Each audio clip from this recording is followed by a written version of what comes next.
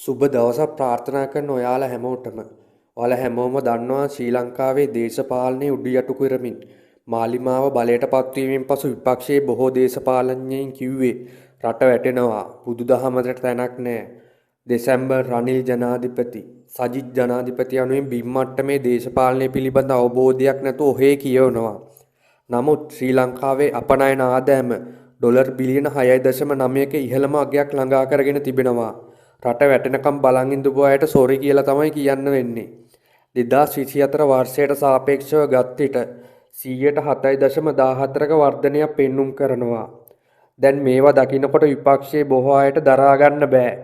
ඒ වගේම 2025 වර්ෂයේ පළමු කාර්තුවේ සංචාරක ක්ෂේත්‍රයේ ආදායම ඩොලර් බිලියන 1.12කට වඩා වැඩි.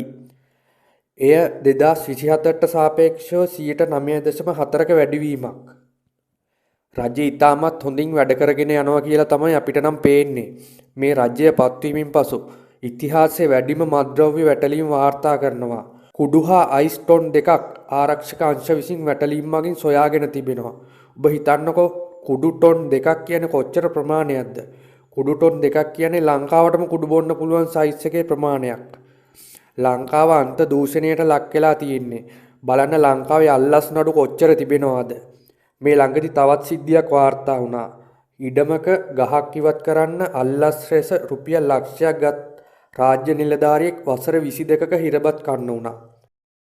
මාධ්‍ය ඉදිරියට ඇවිල්ලා ප්‍රකාශ නිකුත් කරන දේශපාලඥයින්ගෙන් තාම උමනාවෙන් ඉල්ලනවා සමහර ප්‍රකාශ නිකුත් කරන්න එපා. සමහර නඩු පැවරීම් කරනකොට දේශපාලන පරිගැනීම් කියලා කියන්න හදන දේශපාලඥයින්ට අල්ලස්සෝ දූෂණ විමර්ශන කොමිසම සභාව එකට ගාව ගන්න එපා කියලා. මම ඊටාම හොඳින් බලන් ඉන්නවා. අල්ලස්සෝ දූෂණ විමර්ශන කොමිෂන් සභාවට යම් අපහාසයක් වන ආකාරයේ දෙයක් සිද්ධ වෙනවද කියලා පනතේ 118 වෙනි වගන්තිය පැහැදිලිව තියෙනවා. ශ්‍රේෂ්ඨාධිකරණයට පැමිණිලි කළ හැකි බව. හරි. ඒ නිසා තෝරා ගැනීමක් නැහැ. කවුරු හරි කියන්න හදනවා නම් දේශපාලන පරිගැනීම් තියෙනවා කියලා කරුණාකරලා හොයලා බලලා කියන්න. එහෙම නැත්නම් මම පනතේ ලැබී තිබෙන බලතල ඒ අයට විරුද්ධව ක්‍රියාත්මක කරනවා. මම මෙහෙට ආවට පස්සේ තමයි දැක්කේ රජයේ නිලධාරීන්ට එරෙහිව කොයිතරම් පැමිණිලි තිබෙනවද. ඒක නිසා ඔබ බලන්න මම කියන්නේ බොහොම ඉක්මනට මේ ආණ්ඩුවේ ඇතුලේ ඉන්න සමහර නිලධාරීන්ට නඩු ගොනු වෙනවා. මම සමහර ඒවා අත්සන් කරලා තියෙනවා දැනට. හරි. ඔබට බලන් ඉන්න පුළුවන් බොහොම මෑතදී සමහර ඉන්න රජයේ අමාත්‍යාංශවල ඉන්න ඉහළ නිලධාරීන්ට නඩු වැටෙනවා. දැන් බලන්න කෙහෙලිය කොහොමද කලින් හිටියේ? එන්දු ඩාවෙන් මම බෙන්සේක හෙට දවසෙත් මම ඒ මගේ ජීවිත රටාව මට ඒ ආකාරයෙන් ගෙනියන්න පුළුවන් කියන එක මම නිහතමානීව ප්‍රකාශ කරනවා. අපි වටන්න අමාරුයි එහෙම. එහෙම වටන්න අමාරුයි. එහෙම වැටෙන කණ්ඩායමක් නෙමෙයි.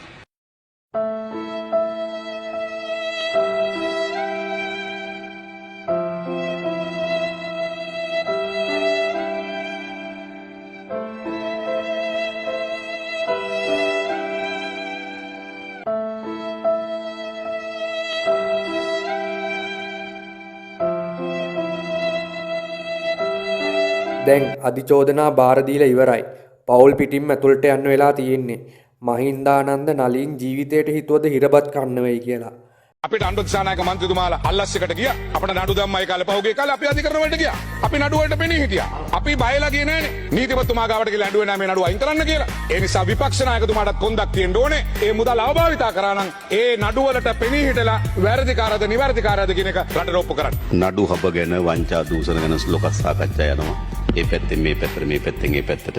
හැබැයි කවදා හරි ඒ පැත්තෙන් මේ පැත්තට කරන වැඩෙත් මේ පැත්තෙන් ඒ පැත්තට කරන වැඩෙත් නතර නම් කරනවා. ඔබතුමා ඒ පැත්තෙන් මේ පැත්තේ යට කියනවා මේ පැත්තේ ඒ පැත්තට කියනවා සහතික වශයෙන් මේක අවසන් කරන යුගයක් මේ රටේ හදනවා. කාලයක් යයි. ඒ කාලය යනකොට ප්‍රශ්නයක් නැහැ. නරක දෙයට ඉතා ඉක්මනින් සිද්ධ වෙනවා. හොඳ දේවල් ටිකක් පරක් වෙනවා. ඒකත් අපි දන්නවා. හරි බලමු. කවුද ඇතුලේ ඉන්නේ කියලාත් බලමු. හරිද? ඒ ගැන තියාගන්න එපා. හරිද? ඔබතුමා කිව්වා මේක නතර කරන්න ඕනේ කියලා බොහොම හොඳයි. ඒක නතර කරන්න ඕනේ. අපිත් 100%ක් අතර ඉන්නවා. හැබැයි ඒ වගේම ඔබතුමා අමතක කරන්න එපා. ඔබතුමාලට 2015 ඉඳලා 19 වෙනකම් බලයක් පැවරුණා මේක හවර කරන්න. කැබිනට් මණ්ඩලය මගින් අවසර දීලා තිබුණා. ඔබතුමාලා දැඩි උත්සාහයක් කරා. ඒ කමිටුව විසින් නඩු දැම්මා අනුත්සානායක මන්ත්‍රීතුමා. හරි. ඒක අඩුපාඩුකම් තිබුණා නම් ඒවා තවත් සාර්ථක කරලා ඒක කරන්න ඒ පිළිබඳ කිසි විරෝධයක් නැහැ. අපි සම්පූර්ණ සහයෝගය දෙනවා කවුරු හරි කරනවා. ගරු මන්ත්‍රීතුමනි ඒ බලය මට තිබ්බනම් මම ඊට කලින් දවසකුත් කිව්වා මේ පාර්ලිමේන්තුවේ බොහෝ දෙනෙක් අපිට බලන් දෙන්න වෙන්නේ බන්ධනාගාරයට. ඒ බලය මට තිබුණේ නැහැ හරියට. තිබ්බනම් මම දන්නව කරන විදිහ. කෙහෙලියගේ දුවට ඇවන්ගාඩ් එකේ නිශ්ශංක සේනාධිපති පඩිගෙවලා මාසෙට ලක්ෂ 13 ගානේ. ඇවන්ගාඩ් එකේ නිශ්ශංක සේනාධිපතිගේ අරමුණ වෙලා තිබුණේ අනුර කුමාර 103 ඉඳන් 101ටත් අඩුවෙන් බස්සන්න. එදා කිව්ව කතාව පොඩ්ඩක් බලලා ඉන්න. කුමාර මම බස්සනවා 101කට නෙමෙයි පාර්ලිමේන්තුවේ එකෙක්වත් නැති වෙන්න. ඒකට මම වෙන වියදම් කරලා තියෙනවා මතක තියාගන්න මම කියන්නේ අනුර කුමාර ගෙදර ඇරීම තමයි ඇවන්ගාඩ් එකේ එකම අභිප්‍රායය. මම කියනවා දැන් මගෙත් එක්ක එන්නේ කියලා විවාදයකට. ඇයි එන්නේ නැති විවාදයකට? දැන් බලු කුක්ක වගේ ඇවිත් අල්ලස් කොමිසමට කට උත්තර දීලා ගියා. ඇමතිවරු හා දූෂිත රාජ්‍ය නිලධාරීන් දූෂිත ව්‍යාපාරිකින්ට අපල කාලයක් තමයි උදා වෙලා තියෙන්නේ. අයථා විදියට උපයාගත් සියලු වත්කම් රජයට පවරා ගනිමින් ඉන්නවා. රාජ්‍ය සේවකයන් ගස් බැඳපු මර්වින් සිල්වා අද මාංචු දාගෙන යන හැටි දැක්කම කර්මය හොඳින් පළ දීලා කියලා පේනවා.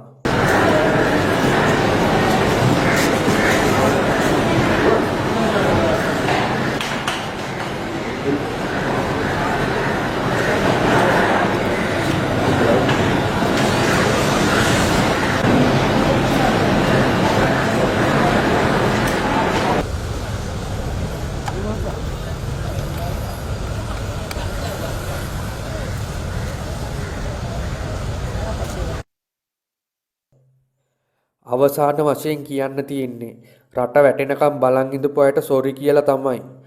මේ පිළිබඳ ඔබගේ අදහසත් පහලින් කමෙන්ට් කරගෙන යන්න. channel එක subscribe කරන්නත් අමතක කරන්න එපා. තවත් වීඩියෝ එකකින් නැවත හමු වෙමු. ඔබට සුබ දවසක්.